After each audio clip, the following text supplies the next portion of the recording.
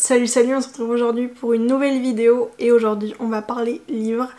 Et tout simplement je voulais vous montrer 10 livres qui me donnent très envie pour le printemps. Alors on verra si je les lis vraiment les 10 pendant le printemps, mais ça reste le mood global. Je vais être très lecture contemporaine je pense. C'est vrai que pendant l'automne-hiver j'aime beaucoup lire des fantaisies, enfin en tout cas j'aime de plus en plus lire des fantaisies. Mais alors au printemps je suis très roman contemporain, je reviens à mes premiers amours. Donc l'idée ça va être de me faire des piles à lire comme ça par saison. Ça va me permettre aussi de vous présenter les livres que j'ai dans ma pile à lire et que pourquoi pas vous me proposiez des livres qui pourraient me plaire ou alors que vous me donniez votre avis sur les différents livres que je vous présente aujourd'hui. Et puis on verra dans mes prochains bilans lecture si j'ai réussi à lire ces 10 livres là. Voilà. Alors, il y a tout d'abord le livre d'une autrice dont je vous ai déjà parlé l'année dernière. Ça avait été un coup de cœur, je crois que c'était le Café des Petits Bonheurs ou je ne sais plus, quelque chose comme ça. C'est Lucy Diamond et j'ai La Villa des Petits Bonheurs dans ma pile à lire. Alors, encore une fois, c'est totalement le genre de titre et de couverture qui peut m'avoir à tous les coups. Et dans ce livre-là, on suit 3 femmes qui viennent refaire leur vie au bord de mer dans une maison à Brighton. Et la maison s'appelle la Seaview House. C'est écrit de petits bonheurs en grandes rencontres et porté par l'esprit de cette étonnante villa, elles trouveront en elle le courage de prendre un nouveau départ. Voilà. Et j'avais adoré la plume de Lucy Diamond qui est très fluide mais très belle. Pour une amoureuse de la mer comme moi, elle a des descriptions qui sont absolument folles. Enfin vraiment dans le premier livre de cette autrice que j'ai lu, j'ai été scotchée par certaines des descriptions et du coup je m'attends à peu près à la même qualité dans ce livre-là et j'ai trop hâte. Je sais que cette lecture-là ça va être vraiment dépaysant et ça va me faire du bien quand j'en aurai besoin. Et du coup ce livre là je l'ai aux éditions Charleston Poche, pardon. Ensuite, alors c'est une lecture, alors il me semble que j'ai dû le trouver dans une bibliothèque en libre service, enfin les librairies, enfin bref les... comment ça s'appelle, cabanes à livres, voilà. Il s'agit de Une joie féroce de Sorg Chalandon aux éditions Le Livre de Poche. J'espère que j'ai pas massacré son prénom. Et donc sur la 4ème de couverture c'est écrit: sur mon carnet bleu j'ai écrit cette histoire, c'est l'histoire de 4 femmes. Elles se sont aventurées au plus loin jusqu'au plus obscur, au plus dangereux, au plus dément. Ensemble elles ont détruit le pavillon des cancéreuses pour élever une joyeuse citadelle. Libraire pudique et discrète, Jeanne est brusquement animée par une rébellion intérieure lorsque son médecin lui détecte une tumeur cancéreuse au sein. Métamorphosée, elle découvre alors la véritable liberté, l'urgence de vivre et goûte à l'ivresse de l'insoumission et de l'illégalité aux côtés de Brigitte, Mélodie et Assia. Ça a l'air ouais, libérateur, très dans une vibe qui me plaît beaucoup en tout cas sur le papier. Et ça reste une petite lecture donc je me dis que ouais voilà, elle fait 315 pages. Donc ça peut toujours être une petite lecture assez chouette si jamais j'en ai marre dans des gros pavés que j'ai mis également dans ma pile à lire. Ensuite, c'est un livre dont j'ai à peu près jamais entendu parler et je l'ai acheté en seconde main dans une librairie de seconde main à Angers qui s'appelle Le Bibliovore. Je sais pas, la couverture m'avait attirée et ça s'appelle La Ballade de Cass Wheeler de Laura Barnett aux éditions Le Livre de Poche. Alors, en tant qu'obsédée du verre déjà, ça m'avait donné très envie et je sais pas, je trouve que la couverture donne envie en tout cas. Et on suit donc Cass Wheeler qui est chanteuse et auteure-compositrice qui a connu un immense succès au début des années 70 grâce à ses ballades à la guitare. Sauf qu'elle finit par complètement disparaître de la scène artistique et des années plus tard, elle retourne dans son studio de musique et en une journée, elle va sortir 16 chansons parmi toutes celles qu'elle avait écrites au cours de sa carrière. Et donc elle crée un album avec ses ces 16 chansons-là. En fait, au cours du livre, chaque mélodie est liée à un souvenir de Cass. Donc je pense qu'en fait, au fur et à mesure des chansons et des mélodies, on découvre qui est Cass et ce qu'elle a pu vivre. Et c'est écrit peu à peu se dessine le portrait bouleversant d'une femme libre, tout à la fois fille, mère, amante et artiste. Vous l'aurez compris, tout ce qui est girl power, ça a l'air de plutôt me plaire pour ce printemps. Puisque les 3 premiers livres, c'est c'est des histoires avec des femmes. Ensuite, il y a un livre qui est dans la pile à lire, mais que j'ai très envie de lire depuis longtemps. Mais c'est vrai que le fait qu'il fasse quasiment 800 pages me rebute quelque peu. Mais c'est une saga que j'ai très envie de commencer. Alors c'est une vieille saga. Oh là là, j'avais jamais ouvert cette page, c'est trop beau. Bref. J'ai très envie de commencer la saga des White Oak, donc Jalna de Mazo de la Roche, que j'ai aux éditions J'ai lu. Je trouve ces éditions très belles. Les autres tomes, c'est pareil, une couleur unie avec un dessin presque au trait en noir et je trouve ça magnifique. Et on suit du coup la famille White Oak qui sont des colons britanniques venus des Indes et ça se passe au 19e siècle. Au cœur d'une forêt verdoyante où bouillonne une rivière, où folâtrent écureuils et lapins, où s'étire une vigne vierge luxuriante, le couple entreprend la construction du mythique domaine de Jalna qui au fil des Andes sera l'écrin des drames et des bonheurs d'une dynastie flamboyante. Si j'arrive à articuler. Autant vous dire que juste cette description du domaine, ça m'appelle clairement pour le printemps. Donc je pense que je vais finir par me lancer. Hein. Il fait aussi 800 pages parce que c'est un seul volume avec les 2 premiers tomes d'une saga où la première parution c'était en 1927. Quand je vous dis que c'est une très vieille saga, c'est que c'est une très vieille saga. Parce que quand j'ai montré ce livre à ma mère, elle m'a dit mais je l'ai lu quand j'étais jeune. Et c'était déjà vieux à l'époque, donc voilà. Ensuite, il y a 2 livres qui me... C'est pas qui m'angoissent, c'est que je sais que je vais pleurer. Alors il y en a un qui pour le coup me stresse vraiment, donc c'est 2 livres de Melissa d'Acosta aux éditions Le Livre de Poche, J'ai tout le bleu du ciel, qu'il va falloir que je lise un jour quand même. Et ça a l'air d'être un mood... Enfin en tout cas moi ça me donne envie de le lire au printemps. Petitesannonces.fr, jeune homme de 26 ans condamné par un Alzheimer précoce souhaite prendre le large pour un ultime voyage.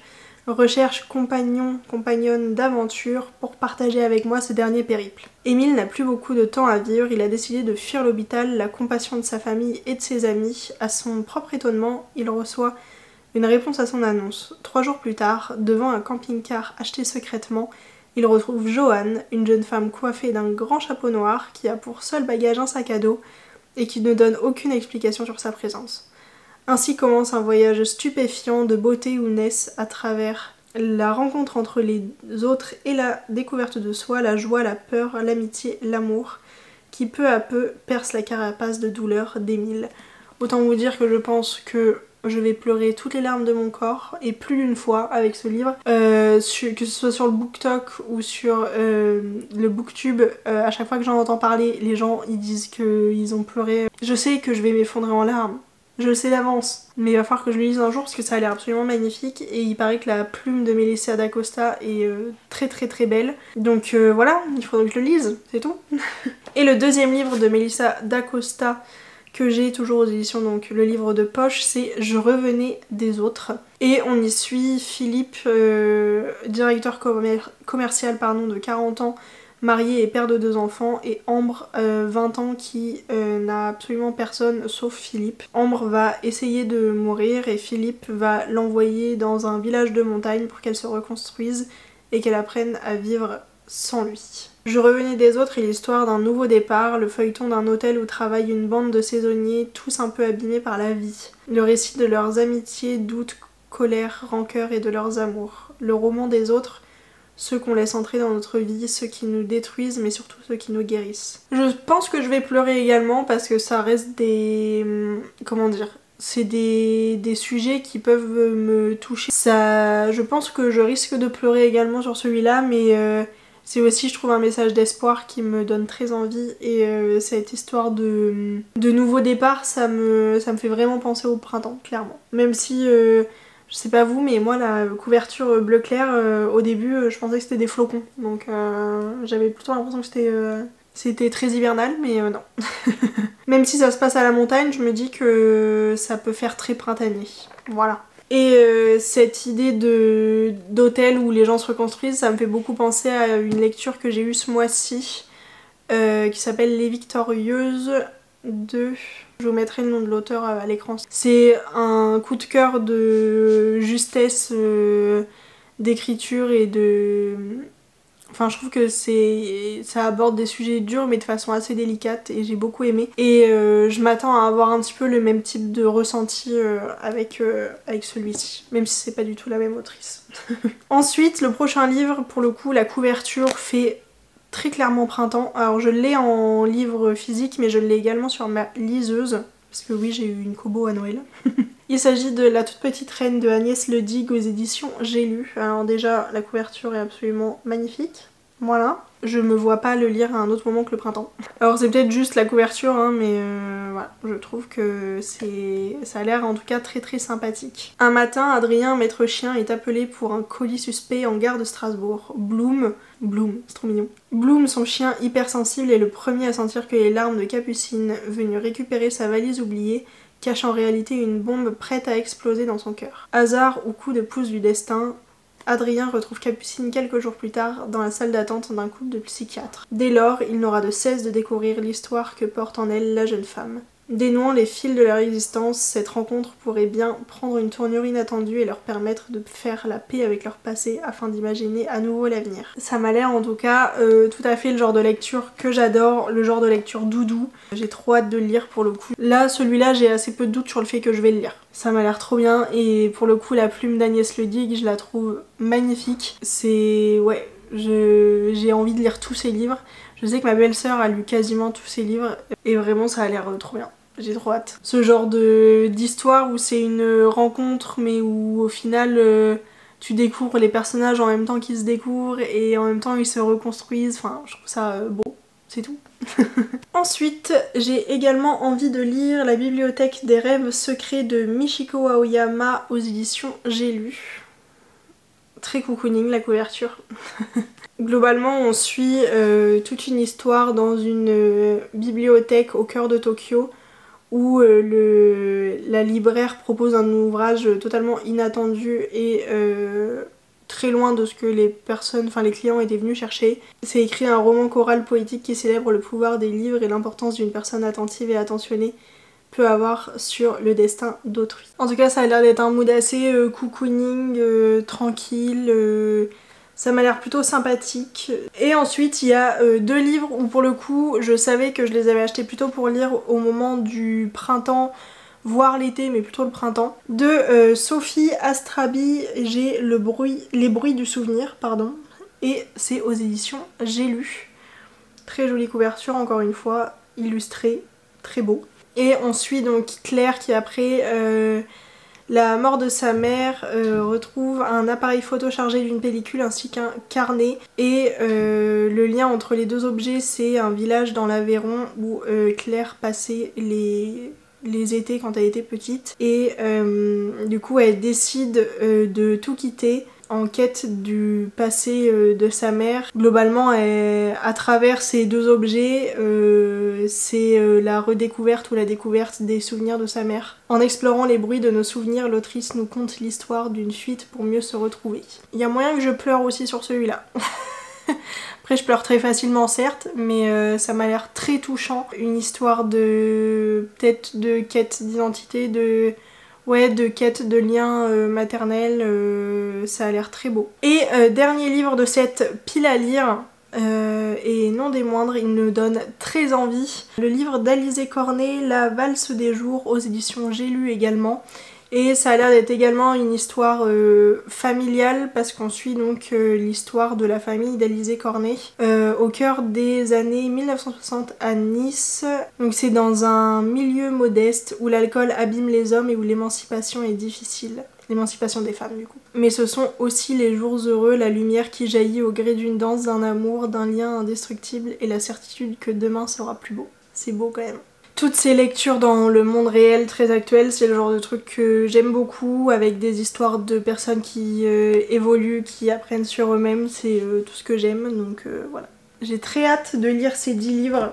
Alors encore une fois, je ne sais pas si je lirai ces 10 là, ou si d'autres me donneront envie sur le moment. Je vais pas me priver à aller lire autre chose. Je vais pas me forcer entre guillemets, c'est juste pour vous montrer des livres qui ont l'air plutôt sympathiques pour la période printanière, voilà. Bref, j'espère que ça vous aura plu, que vous aurez pourquoi pas découvert certains livres qui vous donnent envie ou redécouvert d'autres livres qui sont dans votre palle et que vous avez envie de sortir de votre palle. Mais en tout cas, ouais, ça m'a l'air très sympathique tout ça. J'ai hâte de me poser et de lire. Parce que là, j'ai l'impression de courir partout ces derniers temps.